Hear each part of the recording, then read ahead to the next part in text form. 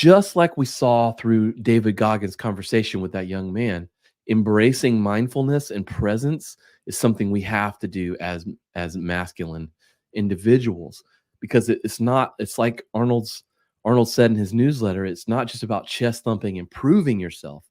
It's about being present and listening, and then sharing yourself in terms of the things that you've been through, or just being there and listening for other people, being there present for other people. Well, so through whether that's through meditation or simply working to be present in activities, cultivating your awareness of those around you and your surroundings really enhances the quality of everything, your relationships and your well-being. And I use meditation a lot, and I don't necessarily mean you sit there and ooh and bang a little thing. Meditation can simply be reading, learning, spending time with others. I mean, it can be all of those things. But being present. I work with a person a lot, and I know that they're not really there because there are sometimes when I can tell they're not actively paying attention to the things we're discussing. Even when they're discussing things, they're looking at their phone, or I know that they're thinking about the next thing that's on their list to do when they're not present, taking care of the thing that's in front of them. So how can you, like Goggins said, how can you even receive any lessons or do anything if you're not doing that? And I think that is just a beautiful thing that gives you such confidence. So how do you do this? I like to do something. I like to think a lot. I get to do this instead of I have to do this, right? I get to come into this job and sit at this desk and build websites, or I get to go and teach other people this martial art instead of I have to do this. The moment I get into that I have to mindset, I've lost. So I try to use that a lot. I get to go pick up my kid from school instead of I have to go pick him up. Because if you live in that I have to world, you don't pick your kid up from school forever. Eventually, you don't do that anymore because they drive themselves or they're not in school anymore. And that moment is lost in your life. Another one is a stoic thought experiment where memento mori, you could leave this world today. I think memento mori translates to remember you must die, but you could leave this world today. So if I actually have a coin that I carry sometimes that says memento mori on it. And I think about that sometimes with my interactions with people. This might be the last interaction with this person I have. So I shouldn't have things floating out there weird or unsaid or whatever. And that's a strong thing to do, but I think that is a particularly masculine thing to do in terms of leaving others knowing the what your relationship is. Put down the phone and be there. That's super important to me. It drives me nuts. And I sort of get mad at myself sometimes when I catch myself doing that, but I try to catch myself doing that. And then working on self-awareness, journaling, spending time with like-minded individuals, talking about these things, and then even therapy. I mean, don't be ashamed of therapy.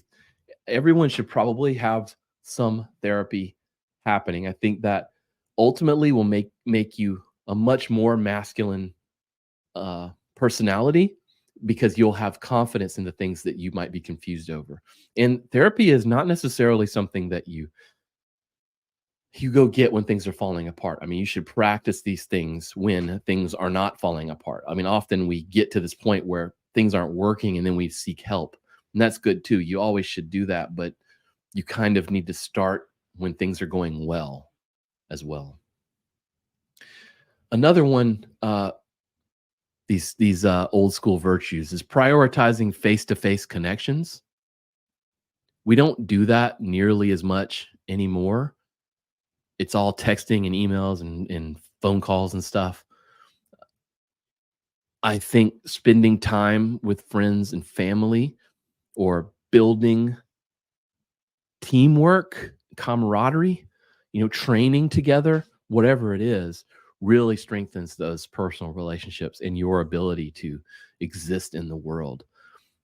Something I like to do, never eating alone.